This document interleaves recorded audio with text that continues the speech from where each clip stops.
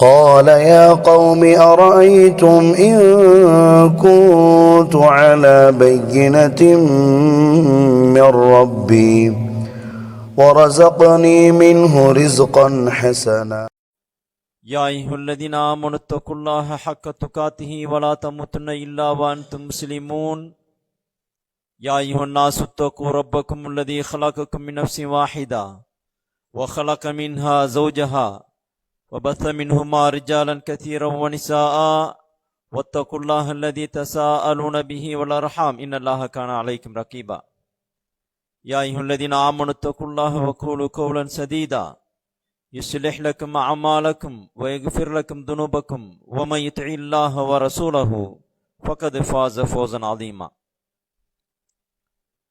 அன்புக்குரிய சகோதரர்களே,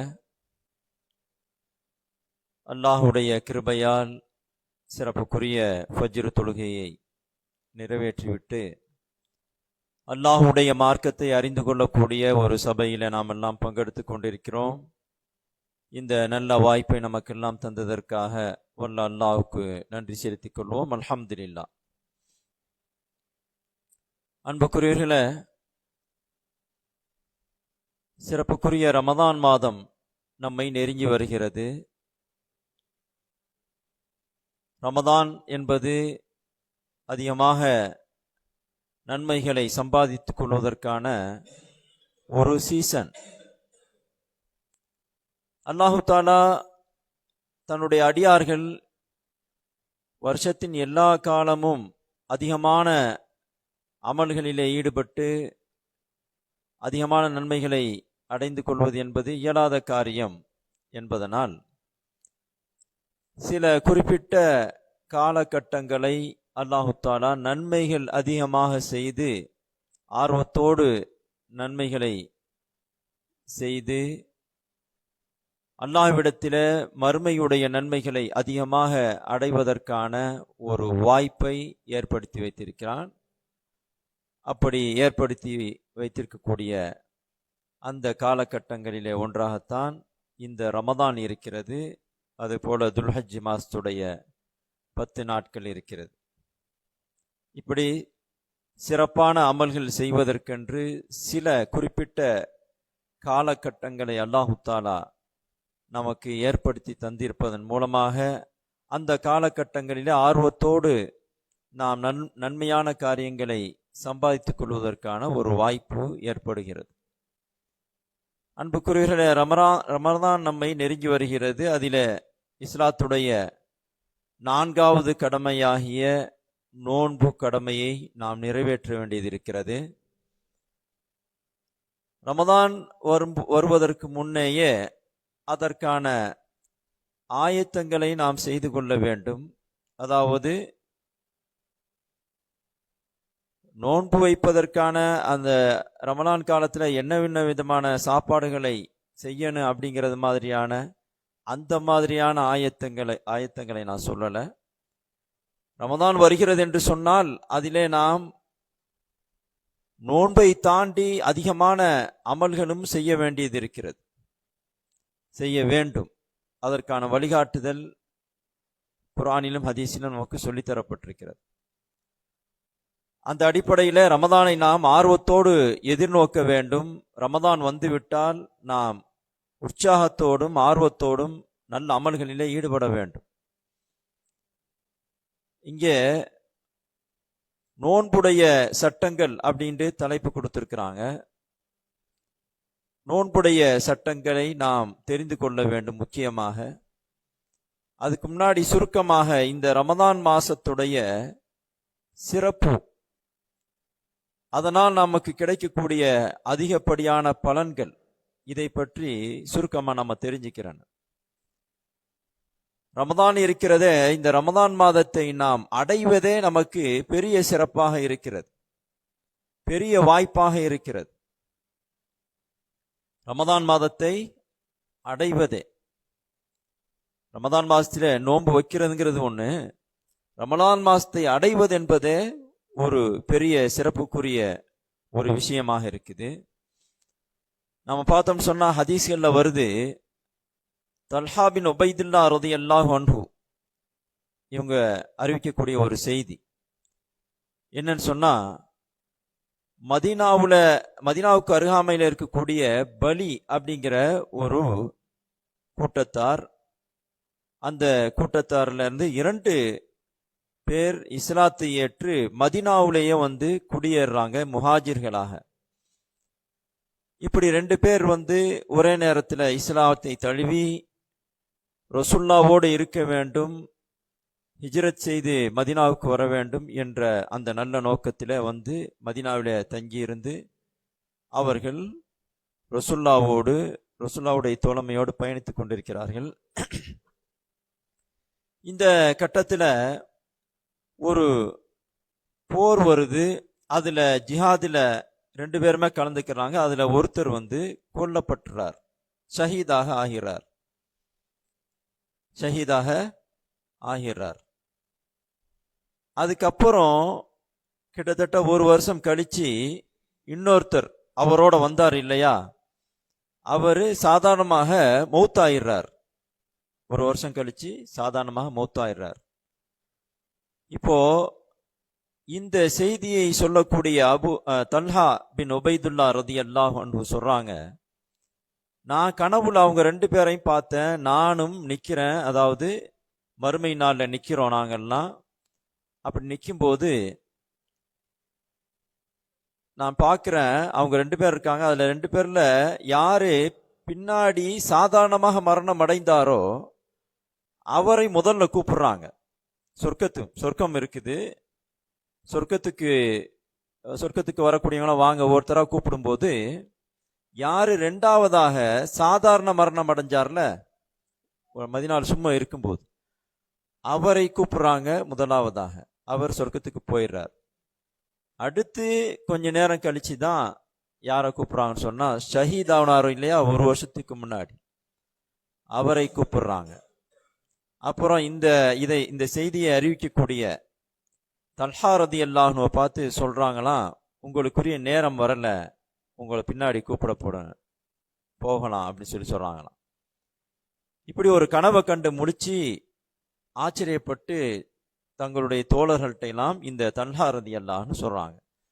அப்போ தல்ஹா ரலியல்லாஹு சொன்னதை வச்சு ரசூலுல்லாஹ்ட்டையும் இந்த செய்தி போகுது.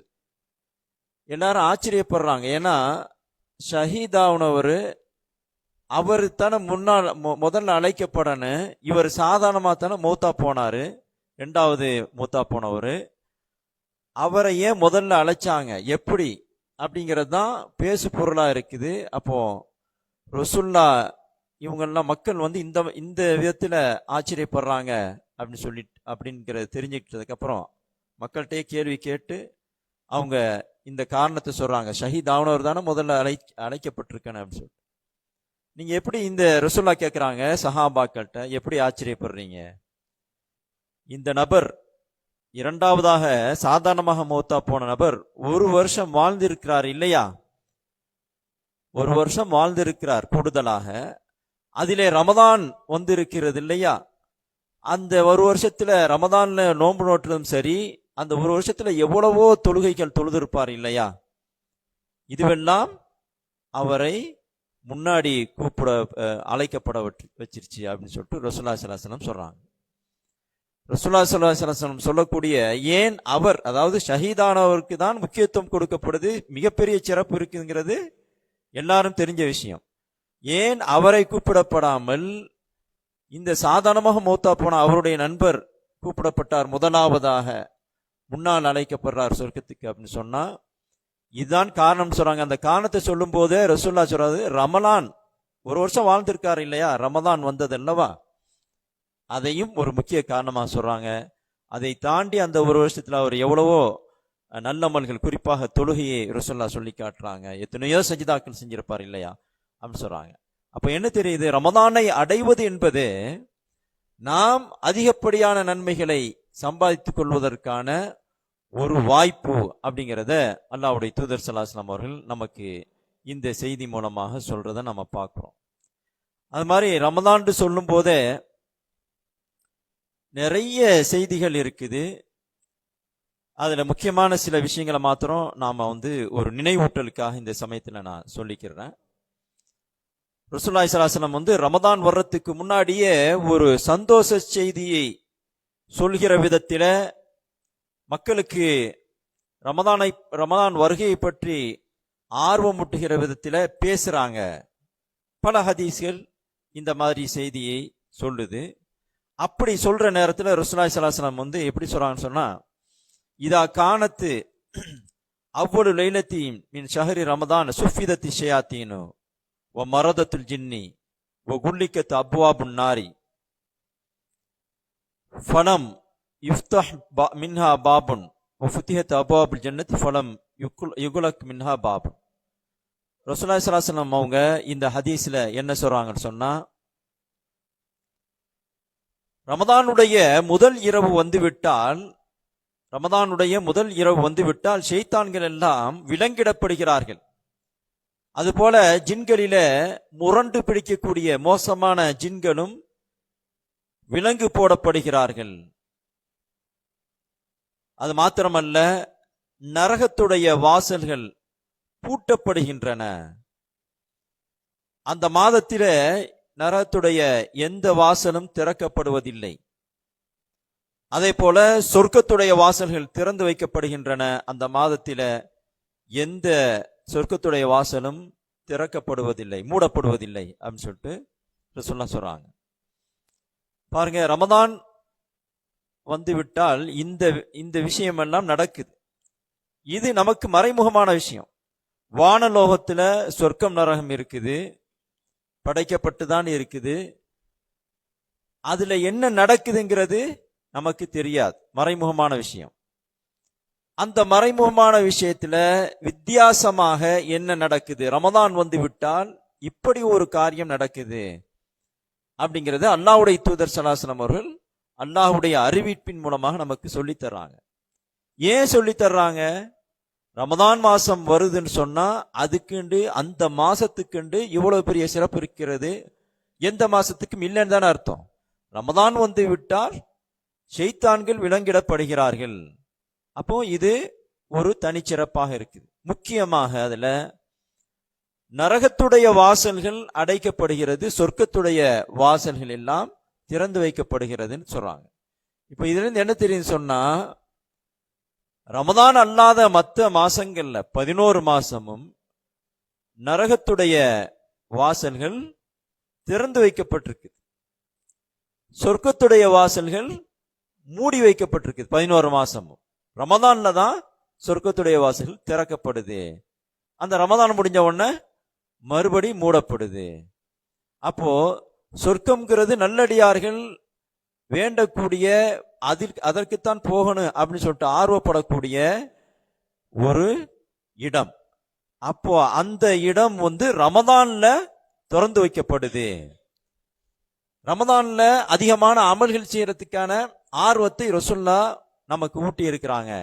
அப்படிங்கும்போது இந்த மாசத்துடைய சிறப்பு இந்த மாதிரியான செய்தி மூலமாக நமக்கு தெரிய வர்றத பார்க்கிறோம்.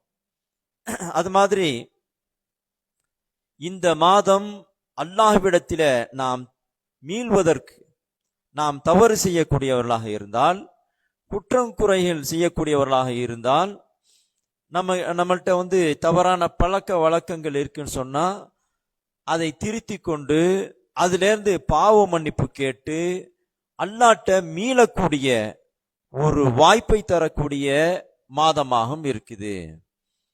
மேல சொன்ன அதே செய்தியில சில ஹதீஸ்கள்ல சேர்ந்து வருது. எப்படின்னு சொன்னா, அந்த செய்தியை சொன்ன பிறகு ரசூலுல்லாஹி ஸல்லல்லாஹு அலைஹி வஸல்லம் சொல்றாங்க, அதாவது சொர்க்கத்துடைய வாசல்கள் திறக்கப்படுகிறது, நரகத்துடைய வாசல்கள் அடைக்கப்படுகிறது. இதெல்லாம் சொன்னதுக்கு அப்புறம் மேலும் ஒரு அழைப்பாளர் அழைக்கிறார். அதாவது அல்லாஹு தஆலா ஒரு வானவரை ஏற்படுத்தி இருக்கலாம் இதுக்காக. எப்படி ஹதீஸ்ல வருது சொன்னா, இனாதி முனாதின், ஒரு அழைக்கக்கூடிய ஒருவர் அழைக்கிறார். யா பாகியல் கைரி அக்பில், நன்மையை நாடக்கூடியவனே முன்னேறி வா, நன்மையை நாடக்கூடியவனே முன்னேறி வா. வயா பாகிய ஷர்ரி அக்சிர், தீமையை நாடக்கூடியவனே நீ நிறுத்திக்கொள். நன்மையை நாடக்கூடியவனே முன்னேறி வா, அதாவது நன்மையை அதிகமாக செய்ய முன்னெடுப்புகளை எடுப்பாயாக. அது மாதிரி தீமையை நாடக்கூடியவனே, தீமை செய்யறதுல ஆர்வம் உள்ளவனே நீ நிறுத்திக்கொள் அப்படின்னு சொல்லி அந்த அழைப்பாளர் சொல்றாராம். அது மாத்திரமல்ல, வலில்லாஹி உத்தகாஉ மினன் நாரி, அல்லாஹ்வுக்காக அல்லாஹ் நரகத்திலிருந்து விடுதலை செய்யக்கூடிய மக்கள் இருக்கிறார்கள். வதாலிக்க குல்ல லைலத்தின், ஒவ்வொரு ரமலானுடைய ஒவ்வொரு இரவிலும் கணிசமான மக்களை அல்லாஹு தாலா நரகத்திலிருந்து விடுதலை கொடுக்கிறான் அப்படிங்கிறதும் இந்த மாசத்துடைய சிறப்பாக ஹதீஸ்கள்ல சொல்லப்பட்டிருக்கு. அப்போ நன்மை நாடுபவரை முன்னேறி வந்து நீ நன்மைகளை அதிகமாக செய், தீமை செய்யக்கூடிய நினைக்கக்கூடியவனை நீ நிறுத்திக் கொள்ளுடைய தீமையை அப்படி சொல்றதோட, நரகத்திலிருந்து விடுதலை செய்யப்படக்கூடிய நிறைய கணிசமான பேர் இருக்கிறாங்க. அது ஒவ்வொரு நாளும் ஒவ்வொரு கணிசமான அளவு அல்லாஹ் மக்களை விடுதலை செய்கிறான் நரகத்திலிருந்து. அதாவது நரகத்துக்கு போக தகுதியானவங்களை அல்லாஹ் தாலா விடுதலை செய்கிறான் அப்படின்னு சொல்லி ரசூலுல்லாஹி ஸல்லல்லாஹு அலைஹி வஸல்லம் சொல்றாங்க. இப்படி சொல்றது மூலமாக நமக்கு அல்லாஹ்வுடைய தூதர் ஸல்லல்லாஹு அலைஹி வஸல்லம் அவர்கள் சொல்லக்கூடிய செய்தி என்ன? நாம இந்த மாசத்துல நன்மைகள் அதிகமாக செய்யறதோட நாம பாவ மன்னிப்பு கேட்டு அல்லாட்ட மீளனு அப்படிங்கிறத இந்த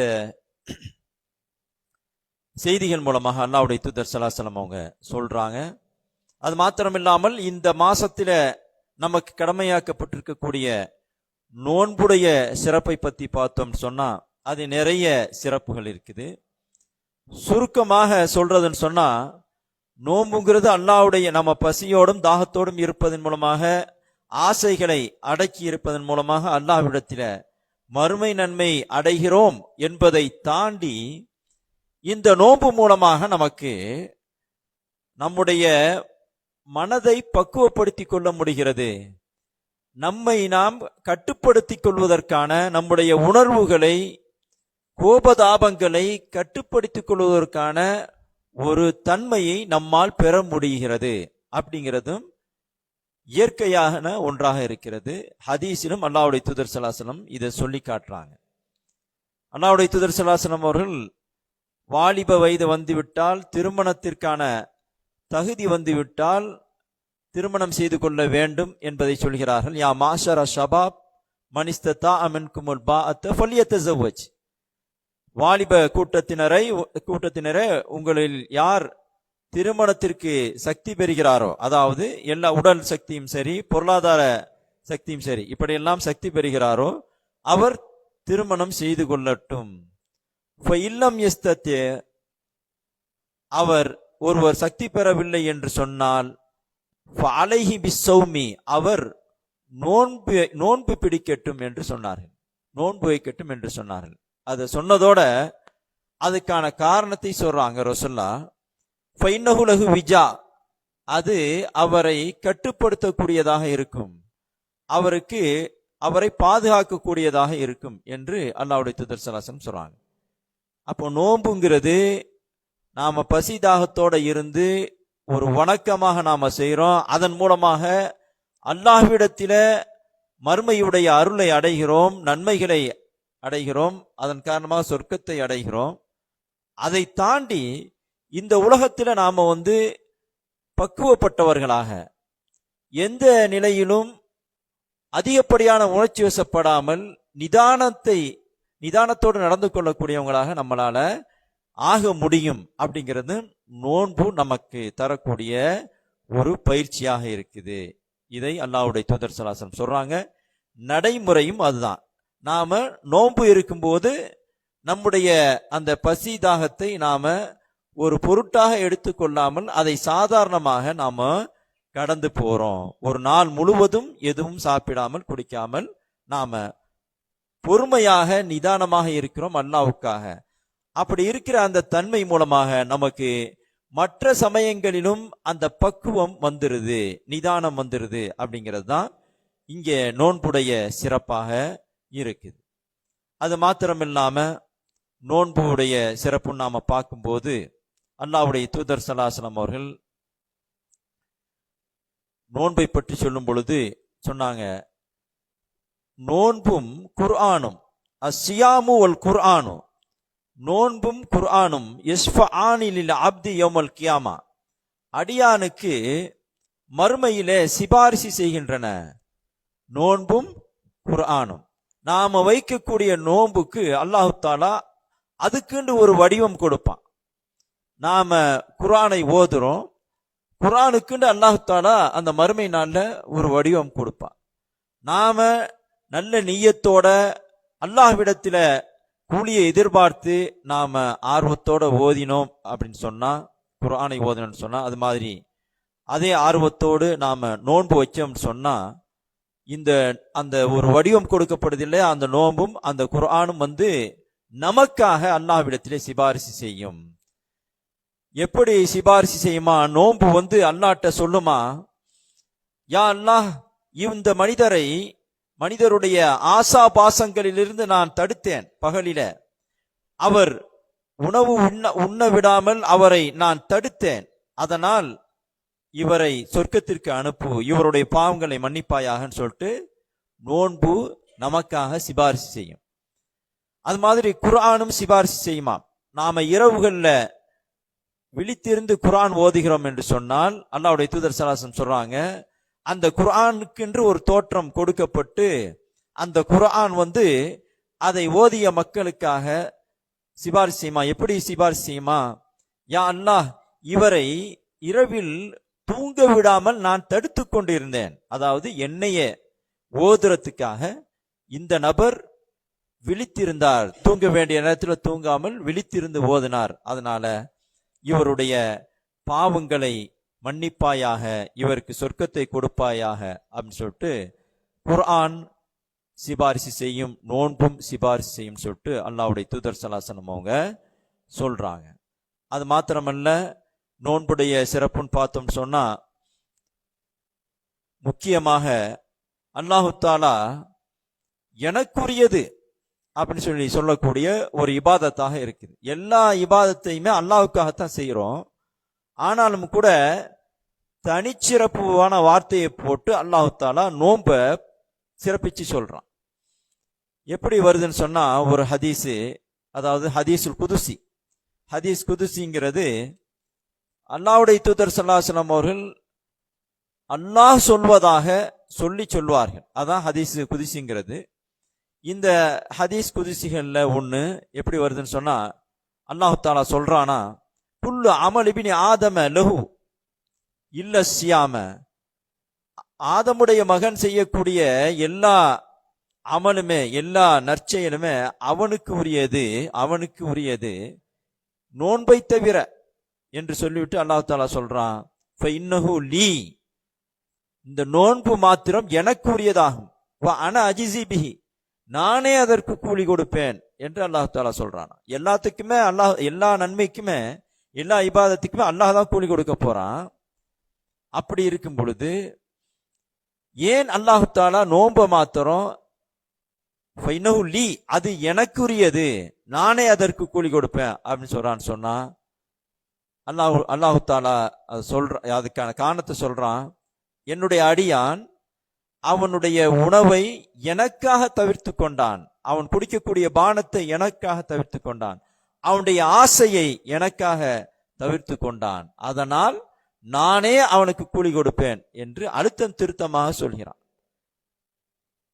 அப்போ எல்லா அமலுக்கும் அல்லாஹ் தஆலா தான் கூலி கொடுக்க போறான்.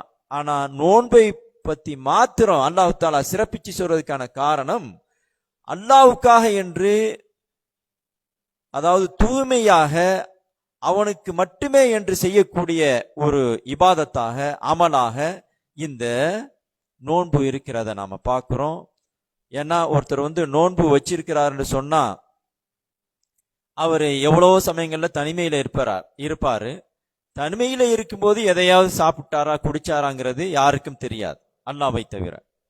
இப்ப அல்லாஹ்வுக்காக ஒருத்தர் நோன்பு வச்சிருந்தா தான், அல்லாஹ்வை நினைத்தால்தான், நான் வச்சிருக்கக்கூடிய நோன்பு அல்லாஹ்வுக்காக, அல்லாஹ்விடத்தில நன்மை அடைவதற்காக, மறுமையில கூலி அடைகிறதுக்காக அப்படிங்கிற எண்ணம் இருந்தால்தான் ஒருத்தர் நோன்பு உண்மையாக வைக்க முடியும். அப்போ அப்படிப்பட்ட அல்லாஹ்வுக்கே என்று ஒருத்தர் செய்யக்கூடிய ஒரு காரியமாக நோன்பு வச்சான்னு சொன்னா, முழுமையாக வச்சுட்டான்னு சொன்னா அது அல்லாஹ்வுக்காகத்தான். ஏன்னா தொழுகையை கூட ஒருத்தர் தொழுகிறதுக்கு நிக்கக்கூடிய ஆரம்பத்தில் அல்லாஹ்வுக்காகன்னு நிக்கலாம். ஹதீஸ்ல கூட அந்த செய்தி வருது. நின்று தொழுதுகிட்டு இருக்கும்போது சில பேர் பார்க்கறாங்க அப்படிங்கறத நினைக்கும் போது ஒருத்தர் ரொம்ப நீட்டி நிதானமாக தொழக்கூடியவராக ஆயிடுவாரு, அழகுபடுத்தி காட்டுவார் தன்னுடைய தொழுகைய. இது அந்த முகஸ்துதியாக ஆகிடும் அப்படின்னு ரசூலுல்லாஹி ஸல்லல்லாஹு அலைஹி வஸல்லம் எச்சரிக்கை பண்ணிருக்கலாம் பார்க்கிறோம். அப்போ எந்த இபாதத்திலையும் இந்த முகஸ்துதி வந்துறதுக்கு வாய்ப்பு இருக்குது. ஆனா ஒரு இபாதத்தை செய்யறோம், முழுமையாக செஞ்சோம், அதுல முகஸ்துதியே வராதுன்னு சொன்னா அது நோன்பாகத்தான் இருக்குதுங்கிற அடிப்படையில தான் அல்லாஹு தாலா இந்த இபாதத்தை மாத்திரம் எனக்குரியது அப்படின்னு சொல்லிட்டு அல்லாஹு தாலா சொல்லி நானே அதற்கு கூலி கொடுப்பேன் அப்படின்னு அல்லாஹு தாலா சிறப்பிச்சு பேசுறத நம்ம பார்க்கிறோம். இப்படி பார்த்தோம்னு சொன்னா நிறைய நோன்பை பற்றிய, ரமதானை பற்றிய சிறப்புகள் நிறைய இருக்குது. இந்த சிறப்புகளை நாம தெரிஞ்சு அல்லாஹ்வுடைய தூதரும் ஆர்வம் ஊற்றிருக்கக்கூடிய அந்த விஷயங்களை தெரிஞ்சு நாம இந்த இபாதத்துல, நோன்பு என்கிற இபாதத்துல நாம நல்லபடியாக ஈடுபடணும். இந்த ரமதான் மாசத்துடைய காலகட்டங்களை நாம நல்லபடியாக நல்ல அமல்கள்ல கழிக்கணும். நாம இந்த ரமதானுடைய கடமைகளை நாம சரியாக சிறப்பாக செய்யன்னு சொன்னா, அல்லாஹ்வும் ரசூலும் என்ன முறைகளை நமக்கு சொல்லி தந்திருக்கிறாங்களோ, என்ன மாதிரியான வழிமுறைகளை சொல்லி தந்திருக்கிறாங்களோ அந்த முறையில நாம இந்த இபாதத்தை நாம நிறைவேற்றணும். இந்த காலகட்டங்களை நாம கழிக்கணும். அப்படி பார்க்கும்போது ரமதானுடைய சட்டங்கள் அப்படி நாம பார்க்கும்போது அல்லாஹு தாலா குர்ஆன்ல சொல்றான். சூரத்துல் பக்கராவுல வரக்கூடிய வசனம், யா அய்யுஹல்லதீன ஆமனு குத்திப அலைக்குமுஸ் ஸியாமு கமா குத்திப அலல்லதீன மின் கப்லிக்கும் லஅல்லக்கும் தத்தகூன். நோன்பு உடைய நிலை என்ன, மார்க்கத்தில நோன்புடைய அந்த தரம் என்ன அப்படிங்கிறதை சொல்லக்கூடிய ஒரு வசனம் இது. இதில் அல்லாஹு தஆலா இறை நம்பிக்கை கொண்டவர்களை உங்கள் மீது நோன்பு கடமையாக்கப்பட்டிருக்கிறது, உங்களுக்கு முன்பிருந்தவர்கள் மீது கடமையாக்கப்பட்டது போல, அதன் மூலம் நீங்கள் தக்வா உள்ளவர்களாக, இறையச்சம் உள்ளவர்களாக ஆகலாம் என்று அல்லாஹு தஆலா சொல்றான். இந்த வசனத்தில் அல்லாஹு தஆலா கடமையாக்கப்பட்டிருக்கிறது அப்படிங்கறத சொல்றதுக்கு குத்திப அப்படின்னு சொல்றான். குத்திப அப்படின்னு சொன்னா கடமையாக்கப்பட்டது, எழுதப்பட்டது அப்படிங்கிற அர்த்தம் இருக்குது. அது மாதிரி கடமையாக்கப்பட்டது அப்படிங்கிற அந்த அர்த்தமும் இருக்குது. அதனாலதான் ஸலவாத்துல் மக்தூபா, கடமையாக்கப்பட்ட தொழுகை என்று சொல்லும்போது இந்த குத்திபங்கிற வார்த்தையிலிருந்து வந்த மக்தூபா அப்படிங்கிற அந்த வார்த்தையை பயன்படுத்துவாங்க கடமையாக்கப்பட்ட தொழுகையை சொல்றதுக்கு. அப்போ மார்க்க அடிப்படையில இது ஒரு கட்டாய கடமை. அல்லாஹ்வுடைய தூதர் ஸல்லல்லாஹு அலைஹி வஸல்லம் விளக்கும் போது என்ன சொன்னாங்க, இஸ்லாம் 5 மீது அமைக்கப்பட்டிருக்கிறதுன்னு சொன்னதுல ஷஹாதத்து கலிமாவுக்கு அப்புறம் தொழுகை, ஜகாத்து, நோன்பு, அப்புறம் ஹஜ்ஜை சொன்னாங்க. அப்போ அடிப்படையான கடமைகள்ல ஒன்னாக இருக்குது இந்த நோன்புங்கிறது. அப்போ யாருமே இந்த நோன்பை விடுவதற்கான அனுமதி இல்லை. ஏதாவது சக்தி பெற்ற சலுகை வழங்கப்பட்டவங்களை தவிர மற்ற யாரும் நோன்பை விடக்கூடாது. சலுகை வழங்கப்பட்டவர்கள் விட்டுலாம், யாருக்கு சக்தி இருக்கிறதோ அவங்க எல்லாருமே நோன்பு வச்சுதான் ஆகணும், கட்டாய கடமை. இந்த கட்டாய கடமைகள் அப்படின்னு சொல்லும் போது நம்ம ஒண்ணு தெரிஞ்சுக்கிறோன்னு, குர்ஆனிலும் சொல்லப்பட்டிருக்கிறது. இந்த கட்டாய கடமையை ஒருத்தர் செய்யாமல் இருந்தால், இந்த கடமையை நிறைவேற்றாமல் இருந்தால் அவர் பெரும்பாவி.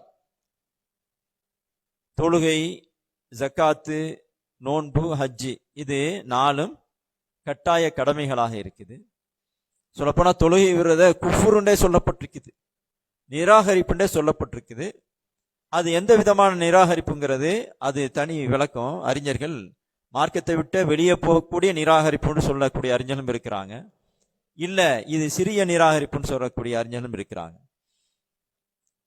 நோன்பும் அதே லிஸ்ட்ல சொல்லப்படுது. ஒருத்தர் அசால்ட்டுத்தனத்தினால அல்லது பொடுபோக்குத்தனத்தினால, ஒரு ஆர்வமின்மையினால ரமலான் நோன்பை விடுவார்னு சொன்னா அவர் ஒரு பெரும்பாவி. பெரும் பாவியாக ஆவார்.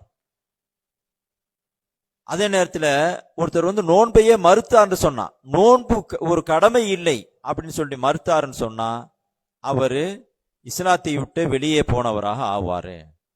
ஏன்னு சொன்னா ஜக்காத்து கொடுக்க மாட்டோன்னு சொன்னவங்களை எதிர்த்து அபூபக்கர் ரலியல்லாஹு அன்ஹு ஆட்சி காலத்துல போர் செஞ்சாங்க.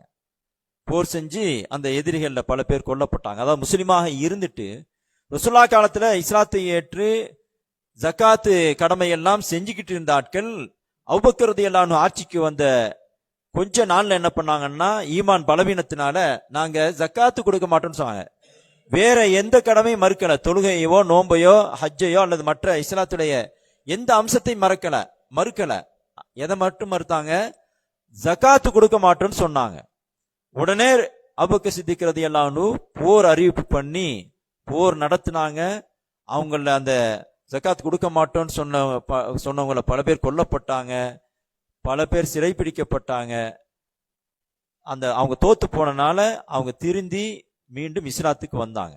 அப்படிங்கும்போது ஒரு அடிப்படை கடமையை, அதுவும் குர்ஆன்ல அறிவிக்கப்பட்டிருக்கக்கூடிய ஒரு கடமையை ஒருத்தர் மறுத்தாருன்னு சொன்னா அவர் குஃபுர், இறை நிராகரிப்புக்கு போயிட்டாரு, முர்த்தத் ஆயிடுவாரு, மதம் மாறியவராக ஆகிவிடுவாரு.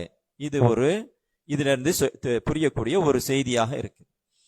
சரி, நோன்பு கடமைன்னு அல்லாஹு தஆலா இந்த சூரத்துல் பக்கராவுடைய வசனத்துல சொல்றான்.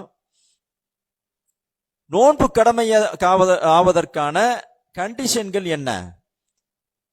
ஒருத்தர் எப்படி இருந்தால் அவர் மீது நோன்பு கடமையாகும் அப்படிங்கும்போது முஸ்லிமாக இருக்க வேண்டும். முஸ்லிம் அல்லாதவர் மேல கடமை கிடையாது. முஸ்லிமாக இருப்பதோடு அவர் பாலிகன்னு சொன்னா பருவம் அடைந்தவராக இருக்கணும். அது மாதிரி புத்தி சுவாதீனம் உள்ளவராக இருக்கணும். புத்தி பேதலிச்சவங்க இருப்பாங்க இல்லையா, அதாவது மென்டலி பாதிக்கப்பட்டவங்க இருக்காங்க இல்லையா, அந்த மாதிரியான ஆட்களுக்கு கடமை கிடையாது. மார்க்கத்துடைய எந்த கடமையுமே கிடையாது. புத்தி சுவாதீனம் உள்ளவங்களாக இருக்கணும். இது மூணாவது. அது மாதிரி நோன்பை பொறுத்தவரை நோன்பு வைப்பதற்கென்று சக்தி உள்ளவராக இருக்கணும். நோன்பு வைக்க சக்தி இல்லாதவர்கள், சில நோயாளிகள் இருப்பாங்க, அது மாதிரி முதுமையை அடைந்தவர்கள், ரொம்ப முதுமை பருவம் அடைஞ்சவங்க, தள்ளாத வயசுல இருக்கக்கூடியவங்க இருப்பாங்க. அவங்களுக்குலாம் நோன்பு வைக்க சக்தி இருக்காது. அப்போ சக்தி உள்ளவங்களாக இருக்கணும். இப்படி 4 ஷர்த்துகள், நிபந்தனைகள் இருக்குது. என்ன? நோன்பு வைப்பதற்கு நிபந்தனை என்ன?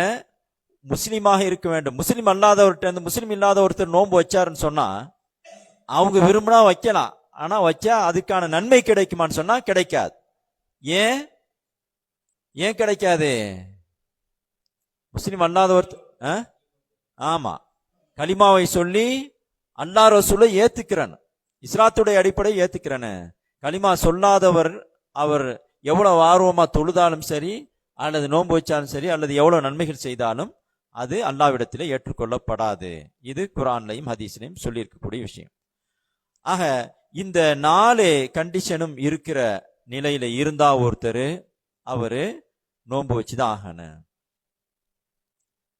அடுத்து நோன்புடைய சட்டங்கள்னு நாம பார்க்கும்போது, நோன்புடைய நியத்தை நாம அந்த நோன்பு ஆரம்பிக்கக்கூடிய நேரத்தில், அதாவது சஹர் நேரம், அதாவது ஃபஜ்ர் ஆரம்பிக்கக்கூடிய நேரத்தில் நாம அந்த நியத்தை வைக்கணும். இது ஒரு கடமை. ஏன்னா ஒவ்வொரு அமலுக்கும் ஒவ்வொரு இபாதத்துக்கும் நியத்து வைக்கிறது ஒரு கடமையாக இருக்குது. நியத்துன்னு சொன்னா எண்ணம், நாட்டம் அப்படிங்கிறது அர்த்தம். இன்னமல் அமாலு பின்னியாத், அல்லாஹ்வுடைய தூதர் ஸல்லல்லாஹு அலைஹி வஸல்லம் சொன்னது, பொதுவாக எல்லா செயல்பாடுகளுக்குமே சொன்னது. அமல்கள் எல்லாம், நீங்க செய்யக்கூடிய நற்செயல்கள் எல்லாம் எண்ணங்களை பொறுத்துதான்.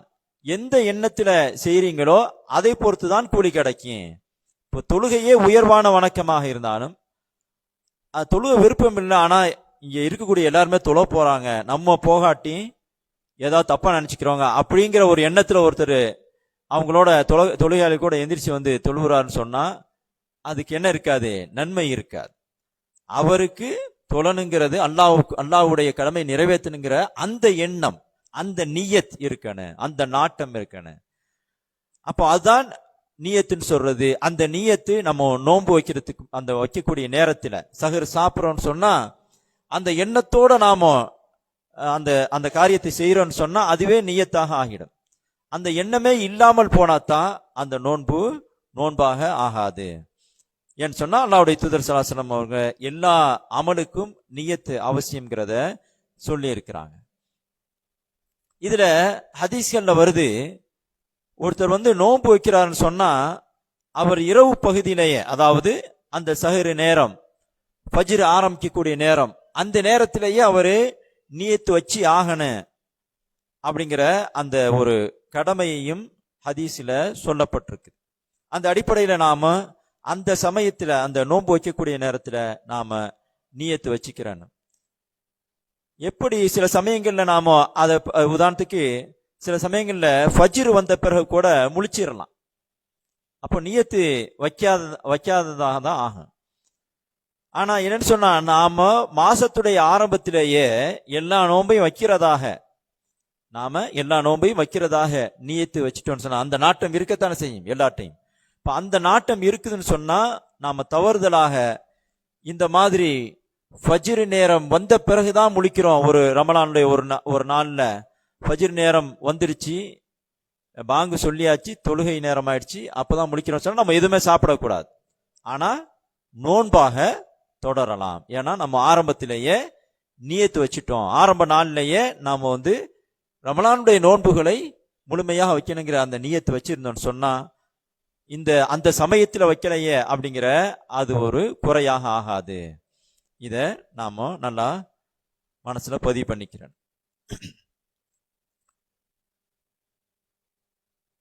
அது மாதிரி ரமதானை பற்றிய, ரமலான்ல நோன்பு கடமையா இருக்குது, ரமதானுடைய சட்டங்கள் அப்படின்னு பார்க்கும்போது பிறை பார்த்த சாட்சி அப்படின்னு சொன்னா எத்தனை சாட்சிகள் இருக்குன்னு பிறை பார்த்து சொல்றாங்க, அறிவிக்கிறாங்க அப்படின்னு சொன்னா எத்தனை சாட்சிகள் இருக்குன்னு சொன்னா ரமலான் பிறையை, நோன்பு கடமையாக ஆகக்கூடிய அந்த பிறையை பார்ப்பதற்கு ஒரு சாட்சி இருந்தாலே போதும், ஒருவர் பார்த்ததாக சொன்னாலே போதுமானது அப்படிங்கிறது ஹதீஸ்கள். அதாவது அவர் ஒரு நல்ல அறியப்பட்ட ஒரு முஸ்லிமாக இருக்கணும், ஒரு அறியப்பட்ட ஒரு முஸ்லிமாக இருக்கணும். அப்படி இருந்தாலே அந்த ஒருவருடைய சாட்சி போதுமானது அப்படிங்கிறது சொல்லக்கூடிய ஹதீஸ் இருக்குது.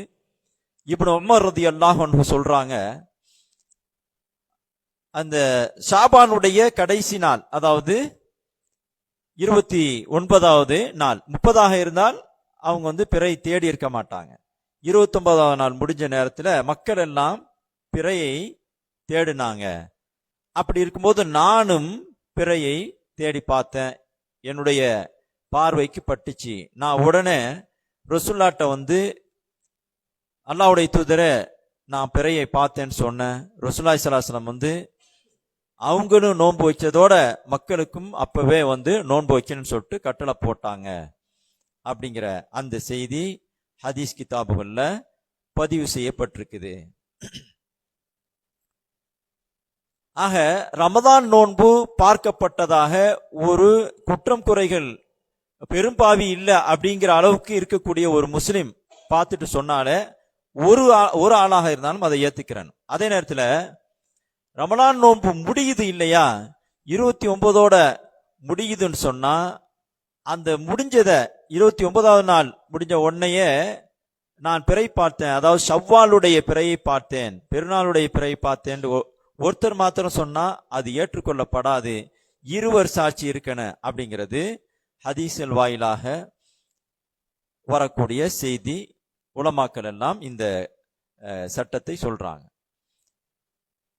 அது மாதிரி நோன்பு ஒரு கட்டாய கடமை அப்படிங்கிறத நாம தெரிஞ்சிருக்கிறோம். அந்த கட்டாய கடமையை நிறைவேற்றணும் அப்படிங்கிறதையும் நாம தெரிஞ்சிருக்கிறோம். ஆனாலும் கூட நோன்பு வைக்கிற சூழல் இல்லாத நிலையில பலரும் இருக்கிறாங்க. அது பத்திய மார்க்க சட்டம் என்ன அப்படிங்கிறதையும் நாம தெரிஞ்சுக்கிறோம். ரமதான்ல நோன்பை விடுவதற்கான அனுமதி கொடுக்கப்பட்டிருக்கிறது சூழ்நிலை கருதி. நான் சொல்லி காட்டின இந்த வசனம், அதாவது நோன்பு உங்கள் மீது கடமையாக்கப்பட்டிருக்கிறது அப்படின்னு சொல்லி அல்லாஹ் தஆலா சொல்றான் இல்லையா சூரத்துல் பக்ராவுல.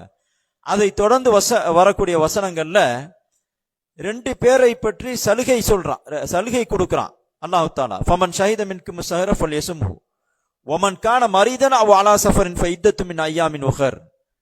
யார் இந்த மாதத்தை அடைகிறாரோ, அதாவது ரமதான் மாதத்தை அடைகிறாரோ, அவர் நோன்பு வைக்கட்டும்.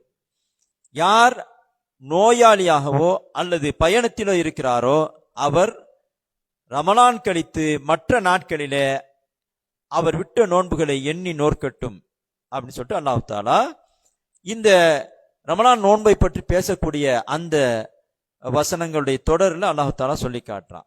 இந்த இடத்துல சொல்றது அல்லாஹ் தஆலா 2 விஷயத்தை சொல்றான். நோயாளியாக இருந்தால் அவங்க விட்டுட்டு ரமலான் கழிச்ச பிறகு அவங்க சுகமாகும் போது அவங்க விட்ட நோன்புகளை வைக்கணும். அது மாதிரி பிரயாணத்தில் இருந்தாலும் அவங்களுக்கு சலுகை உண்டு. அவங்க பிரயாணம் முடிஞ்சு எத்தனை நோன்புகளை விட்டாங்களோ ரமலான்ல, அத்தனை நோன்புகளை ரமலானுக்கு பிறகு கதா செய்யணும் அப்படிங்கிறத அல்லாஹ் தஆலா குர்ஆன்ல நேரடியாக சொல்லியிருக்கிறான். அது மாதிரி விடுறதுக்கு அனுமதி இல்ல, விட்டு ஆகணும் அப்படின்னு சொல்லப்படக்கூடிய ஒரு வகை பெண்கள்ல மாதவிடாய் பெண்கள், அது மாதிரி பிள்ளை பேர் ஏற்பட்டு இருக்கக்கூடிய பெண்கள், நிஃபாஸ் என்கிற இரத்தப்போக்கு உள்ள பெண்கள், அதாவது பிள்ளை பேர் காரணமாக இரத்தப்போக்கு வருகிறது இல்லையா, அந்த நிலையில் இருக்கக்கூடிய பெண்கள். இந்த 2 நிலையில் இருக்கக்கூடிய பெண்களுக்கும் நோன்பு வைக்கிறது கூடாது. நோன்பு வைக்க கூடாது, தடை இருக்குது. ஆனாலும் கூட அவங்க இந்த நாட்கள் கழிந்த பிறகு, அவங்க தூய்மையான பிறகு, ரமலானுக்கு பிறகு அவங்க விட்ட நோன்புகளை வைக்கணும் அப்படிங்கிறது தான் மார்க்கத்துடைய சட்டம். எப்படி வருதுன்னா ஹதீஸ்ல, அதாவது குர்ஆன்ல நேரடியாக பிரயாணிக்கும் நோயாளிக்கும் சலுகை கொடுக்கப்பட்டிருக்குது. இப்ப சொன்ன செய்தி ஹதீஸ்ல இருக்குது. ஆனா ஆயிஷா ரலியல்லாஹு அன்ஹா சொல்றாங்க, கானத் இஹ்தானா தஹீது அலா அஹதி ரசூலில்லாஹி ஸல்லல்லாஹு அலைஹி வஸல்லம் ஃபனுமர் பி கதாஇ ஸௌமி வலா நுமர் பி கதாஇ ஸலாத்தி. பெண்களாகிய நாங்கள் ரசூலுல்லாஹி ஸல்லல்லாஹு அலைஹி வஸல்லம் அவருடைய காலத்துல ஹைத் நிலையில், அதாவது மாதவிடாய் நிலையில் இருக்கும் பொழுது நோன்பை கலா செய்ய வேண்டும் என்று கட்டளையிடப்பட்டோம். ஆனால் தொழுகையை கலா செய்ய வேண்டும் என்று கட்டளையிடப்படவில்லை அப்படிங்கிறது அன்னை ஆயிஷா ரலியல்லாஹு அன்ஹா சொல்லக்கூடிய செய்தி. அந்த அடிப்படையில பெண்களுக்கு இந்த சூழ்நிலையில நோன்பு வைத்தால் அது செல்லாது, நோன்பு வைக்க கூடாது. அவங்க இந்த காலகட்டத்துக்கு பிறகுதான், ரமலான் முடிந்த பிறகு எத்தனை நோன்பு விடுபட்டதோ அந்த நோன்புகளை நோக்கணும். அது மாதிரி சலுகை வழங்கப்படக்கூடியவங்க பார்த்தோம் சொன்னா, நோன்பை விடுவதற்கு பிரயாணிகள், நோயாளிகள் பார்த்தோம். அது மாதிரி கர்ப்பிணி பெண்களும் சரி, பாலூட்டக்கூடிய தாய்மார்களும் சரி, இந்த 2 பேருக்கும் கூட சலுகை வழங்கப்பட்டிருக்குது. நோன்பை அந்த ரமதானிலே விட்டுக் கொள்வதற்கு பின்னாடி நோன்பு வச்சுக்கிறேன்னு. கர்ப்பிணி பெண், பாலூட்டக்கூடிய தாய். ஹதீஸ்ல நாம பார்த்தோம் சொன்னா, ஒரு ஹதீஸ்ல வருது, ரசூலுல்லாஹி ஸல்லல்லாஹு அலைஹி வஸல்லம் சொல்றாங்க, இன்னல்லாஹ வதஅ அனில் முசாஃபிரி நிஸ்ஃப ஸலாத்தி வஸ்ஸௌம வ அனில் ஹுப்லா வல் முர்திஇ. அல்லாஹ்வுடைய தூதர் ஸல்லல்லாஹு அலைஹி வஸல்லம் சொல்றது இந்த ஹதீஸ்ல என்ன சொல்றாங்கன்னு சொன்னா, அல்லாஹ் தஆலா பிரயாணிக்கு தொழுகையில் சலுகை கொடுத்திருக்கிறான். நிஸ்வத் ஸலாத்தி, பாதி தொழுகையாக. இப்போ பிரயாணி குறைத்து தொழுவதற்கு அல்லாஹ் தஆலா அனுமதி கொடுத்திருக்கான் இல்லையா, அதை ரசூலுல்லாஹி ஸல்லல்லாஹு அலைஹி வஸல்லம் பாதி தொழுகையாக அல்லாஹ் தஆலா ஆக்கி சலுகை கொடுத்திருக்கிறான். வஸ்ஸௌம், நோன்பிலேயும் சலுகை கொடுத்திருக்கிறான். அதாவது நோன்பை ரமலான்ல பிரயாணம் போனா நோன்பை விட்டுட்டு பிறகு ரமலானுக்கு பிறகு அதை கதா செஞ்சுக்கலாம் அப்படிங்கிற அந்த சலுகை கொடுத்திருக்கிறான். இதை சொல்லிட்டு ரசூலுல்லாஹி சொல்றாங்க, வ அனில் ஹுப்லா வல் முர்தி. அது போல கர்ப்பிணி பெண்களுக்கும் பாலூட்டக்கூடிய பெண்களுக்கும், கர்ப்பிணி பெண்களுக்கும் பாலூட்டக்கூடிய குழந்தைக்கு சின்ன குழந்தையாக இருக்குது, பால் ஊட்டிக்கிட்டு இருக்காங்கன்னு சொன்னா அந்த பெண்களுக்கும் அல்லாஹு தாலா சலுகை கொடுத்து இருக்கிறான் அப்படின்ட்டு அல்லாஹ்வுடைய தூதர் ஸல்லல்லாஹு அலைஹி வஸல்லம் அவங்க சொல்றாங்க. அப்போ நாம சலுகை கொடுக்கப்பட்டவங்கன்னு பார்த்தோம் சொன்னா, பிரயாணத்தில் இருக்கிறவங்க, தற்காலிக நோய் வந்துட்டு போகக்கூடிய நோய்கள், ஆபரேஷன் பண்ணிருக்கு, ஏதோ ஒரு ஆபரேஷன் பண்ணிருக்குது, குணமாயிடும், ஒரு சில மாசங்கள் கழிச்சு நோன்பு வைக்க முடியும் அப்படிலாம் இருக்கக்கூடியவங்க, இவங்களுக்கெல்லாம் சலுகை கொடுக்கப்பட்டிருக்கு. பின்னாடி எத்தனை நோன்புகள் விடப்பட்டதோ அத்தனை நோன்புகளை கலா செய்யறதுக்கு. அதே மாதிரி தான் பெண்கள்ல ஹைத் நிலையில உள்ளவங்க, மாதவிட நிலையில உள்ளவங்க, அது மாதிரி இந்த இரத்தப்போக்கு உள்ளவங்க, அதாவது பிள்ளை பேரினால இரத்தப்போக்கு உள்ளவங்க, அவங்களும் பின்னாடி கலா செய்யணும். அது மாதிரி சலுகை கொடுக்கப்பட்டவங்கள இந்த கர்ப்பிணி பெண்களும் பால் ஊட்டக்கூடிய தாய்மார்களும் வர்றாங்க. இவங்கெல்லாம் கலா செய்யணும். அடுத்து இன்னொரு சட்டம், அதாவது சலுகை கொடுக்கப்பட்டவங்கள இன்னொரு வகை இருக்கிறாங்க. அவங்க யாருன்னு சொன்னா, நோன்பு இனிமே வைக்கவே முடியாது அப்படிங்கிற நிலையை அடைஞ்சவங்க. இனிமே நோன்பு வைக்கவே முடியாதுங்கிற நிலையை அடைஞ்சவங்க. நம்ம பார்க்கிறோம் நடைமுறையில சில பேருக்கு தொடர்ச்சியான நோய் இருக்கு, தொடர்ச்சியாக நோய் இருந்துகிட்டு இருக்கு. சில பேர் படுத்த படுக்கையில இருப்பாங்க, உயிரோட இருப்பாங்க, நீண்ட காலம் கூட இருப்பாங்க, ஆனா படுத்த படுக்கையில இருப்பாங்க. அது மாதிரி தொடர்ச்சியான நோன்பு இருக்கு, நடமாடிக்கிட்டு இருந்தாலும் தொடர்ச்சியாக நோய் இருந்துகிட்டு இருக்குது. அவங்களால அந்த நோயோட வைக்கவே முடியாது, வருஷ கணக்கில் இருக்கு, அப்படித்தான் இருக்கு அப்படிங்கிறது டாக்டர்களும் சொல்லி இருப்பாங்க. இந்த நிலையில உள்ளவங்க, இது ஒண்ணு நோயினால இருக்கக்கூடிய கஷ்டம், தொடர்ச்சியா நோன்பை எப்போதுமே வைக்க முடியாது. அது மாதிரி முதுமையை அடைஞ்சவங்க, ரொம்ப வயோதிகம் அடைஞ்சதுனால உடலெல்லாம் பலவீனப்பட்டிருக்கு, அவங்களாலையும் நோன்புலாம் வைக்க முடியாது. ரொம்ப தன்னாடி நடப்பாங்க, சரியா சாப்பிடக்கூட முடியாது, கொஞ்சம் கொஞ்சம் தான் சாப்பிடுவாங்க, ஆனாலும் வாழ்ந்துகிட்டு இருக்காங்க. அப்படிங்கும்போது அவங்களுக்கும் நோன்பு வைக்க முடியாது. இவங்களுக்கு அல்லாஹ் தாலா சலுகை கொடுத்துட்டா நோன்பை அப்படியே விட்டுறலாம். நோன்பை விட்டுறலாம், பின்னாடி வைக்கணும்னு சொல்ல முடியாது இல்லையா, சொல்ல முடியாது. ஆனா அல்லாஹ் தாலா ஒரு அதாவது அதுக்கு பரிகாரமாக ஒரு விஷயத்தை அல்லாஹ் தாலா ஏற்படுத்தி இருக்கிறான். ஒரு நோன்பை விடுறதுக்கு பரிகாரமாக ஒரு ஏழைக்கு உணவு கொடுக்கணும். ஒரு ஏழைக்கு உணவு கொடுக்கணும் சொன்னா ஒரு வேளை உணவு, அந்த ஒரு ஏழை ஒரு வேளை உணவு திருப்தியா சாப்பிட்ற அளவுக்கு கொடுத்தால் அதான் பரிகாரம். இந்த நிலையில உள்ளவங்க, அதாவது நீண்ட நாள் நோயிலே இருந்துகிட்டு இருக்கிறது, இனிமே நோம்பலாம் வைக்க முடியாது அப்படிங்கிற கட்டத்தில் இருக்கிறவங்க, அது மாதிரி வயோதிகத்தினால தள்ளாத வயசுல இருக்கிறாங்க, அவங்களால நோன்பு வைக்கவே முடியாது அப்படிங்கிற நிலையில உள்ளவங்க, இவங்களுக்கு நோன்பை விடுறதுக்கு சலுகை இருக்குது. அதே நேரத்தில் அவங்க என்ன செய்யணும்னு சொன்னா, இந்த மாதிரி பரிகாரம் பண்ணணும். ஒரு நோன்பை விட்டதற்காக ஒரு வேளை உணவு ஒரு ஏழைக்கு கொடுக்கணும். அந்த உணவை அதாவது தானியமாக கொடுத்தாலும் கூட, அரிசியாக கொடுத்தாலும் கூட கொடுக்கலாம், அல்லது சமைச்சு வச்சுக்கிட்டு ஒரு வேளை சாப்பாட்டை கொடுத்தாலும் கொடுக்கலாம். ஆக இப்படி ஒரு பரிகாரம் சொல்லப்பட்டிருக்குது. இதுக்கு குர்ஆன்ல இருக்கக்கூடிய ஒரு ஆயத்தை இப்னு அப்பாஸ் ரலியல்லாஹு அன்ஹு ஒரு ஆதாரமாக காட்டி சொல்லி இருக்கிறாங்க. வாலல்லதீன யுதீகுனஹு ஃபிதியத்துன் தஆமு மிஸ்கீன், யார் இதை நோன்பை சிரமமாக காண்கிறார்களோ அவர்களுக்கு பரிகாரம் என்னவென்று சொன்னால் ஒரு ஏழைக்கு உணவளிப்பது அப்படிங்கிற அந்த ஆயத்தை இப்னு அப்பாஸ் ரலியல்லாஹு அன்ஹு சொல்லி, இந்த ஆயத்துப்படி வயோதிகம் அடைந்தவர்கள் நோன்பு வைக்க முடியாட்டியும் இந்த சட்டத்தை செய்யணும், நடைமுறைப்படுத்தணும் அப்படிங்கிறத சொல்றாங்க.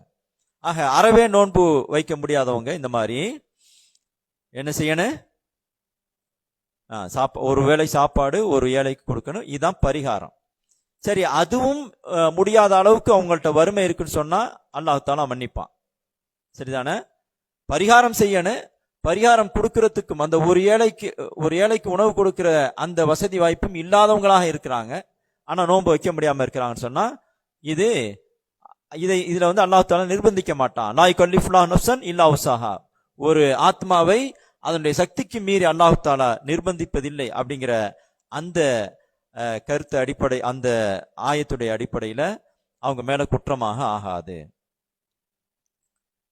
இது நோன்பு விடுவதற்கு சலுகை வழங்கப்பட்டவங்களை பற்றிய விஷயங்கள். அது மாதிரி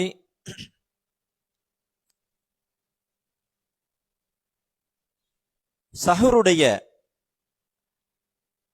சட்டங்கள், அதனுடைய முறை பற்றி நாம தெரிஞ்சுக்கிறேன்னு. சஹருண்டால அந்த நேரத்தை தான் குறிக்குது. சஹருங்கிறது அந்த நேரம், அதாவது ஃபஜ்ர் உதயமாவதற்கு முன்னாடி இருக்கக்கூடிய நேரத்தை, இரவுடைய கடைசி பகுதி, பொழுது புலர்வதற்கு முன்னாடி இருக்கக்கூடிய அந்த நேரத்தை சஹரு நேரம் சொல்லப்படுது. அந்த சஹரு நேரத்தில் சாப்பிட்றதுனால நம்ம சஹரு சாப்பாடுன்னு சொல்றோம். ஆனா அந்த நேரத்துக்கு தான் சஹருங்கிற பேர். சஹரு சாப்பாட்டை அரபில ஹதீஸ்ல பார்த்தோம் சொன்னா சஹூர் அப்படின்னு சொல்லி சொல்றாங்க. இப்போ அந்த சஹரு சாப்பாடு நேரம்ங்கிறது எந்த நேரமாக இருக்குன்னு சொன்னா, அதாவது ஃபஜ்ரு பாங்கு சொல்றதுக்கு கொஞ்ச நேரத்துக்கு முன்னாடி சாப்பிட்றதுதான் ஒரு சரியான முறை. ஹதீஸ்கள்ல வருது, ஸெய்த் இப்னு சாபித் ரலியல்லாஹு அன்ஹு, ஸெய்த் இப்னு சாபித் ரலியல்லாஹு அன்ஹு சொல்றாங்க, நாங்க ரசூலுல்லாஹ்வோட சஹர் பண்ணோம், ரமதானுடைய நோன்புக்காக சஹர் பண்ணிட்டு எந்திரிச்சோம் தொழுகைக்காக அப்படின்னு சொல்லி சொல்றாங்க. கொஞ்ச நேரத்தில் எந்திரிச்சோம் அப்படின்னு சொல்லி தொழுகைக்காக எந்திரிச்சு போனோம் அப்படின்னு சொல்றாங்க. அப்போ அவங்கள்ட்ட இந்த செய்தியை கேட்டுக்கிட்டு இருந்த தாபி கேட்கிறாங்க, கம்கான பைனல் அதானி வ சஹூரி, தொழுகைக்காக எந்திரிச்சிங்கன்னா அதான் சொன்ன பிறகு நீங்க எந்திரிச்சிருப்பீங்க, அப்போ சஹர் செஞ்சதுக்கும் அதானுக்கும் மத்தியில எவ்வளவு நேரம் இருந்தது அப்படின்னு கேட்கும்போது, ஹம்சீன ஆயா, 50 ஆயத்துகள், நடுத்தரமான 50 ஆயத்துகள் ஓதுவதற்கான நேரம் இருந்தது. அவ்வளவுதான், ஒரு 50 ஆயத்துகள் ஓதுற நேரம் தான் அந்த சஹர் செஞ்ச நேரம். அது முடிஞ்சதோட, அந்த டைம் முடிஞ்சதோட என்ன பாங்கு சொல்லிட்டாங்க.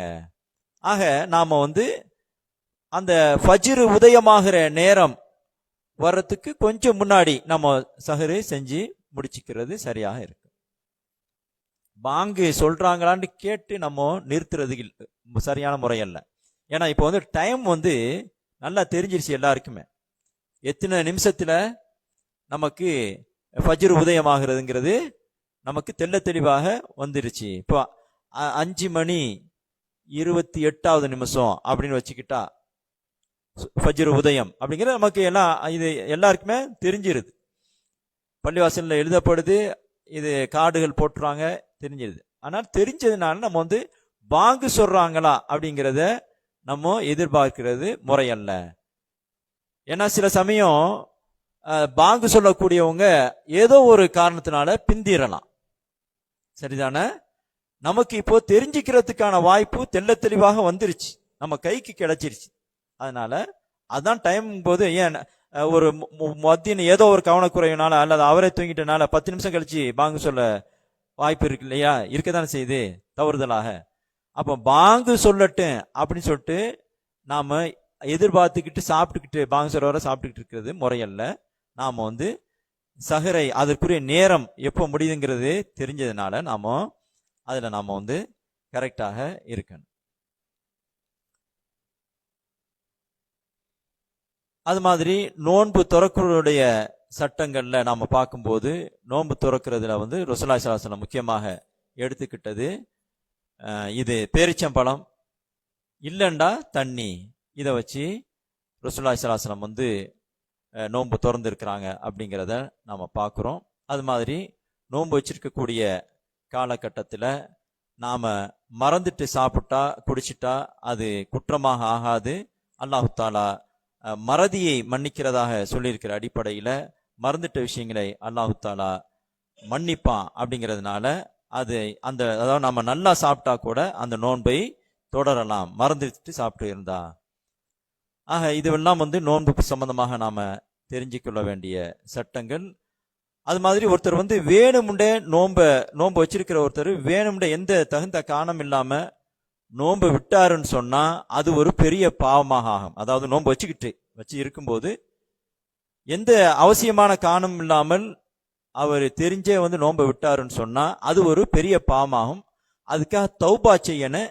அதே நேரத்தில் அந்த நோன்பை இன்னொரு கால ரமலானுக்கு பிறகு அந்த நோன்பை கலா செய்யணும் அப்படிங்கிற அந்த சட்டமும் நம்முடைய மார்க்கத்தில் சொல்லப்பட்டிருக்குது.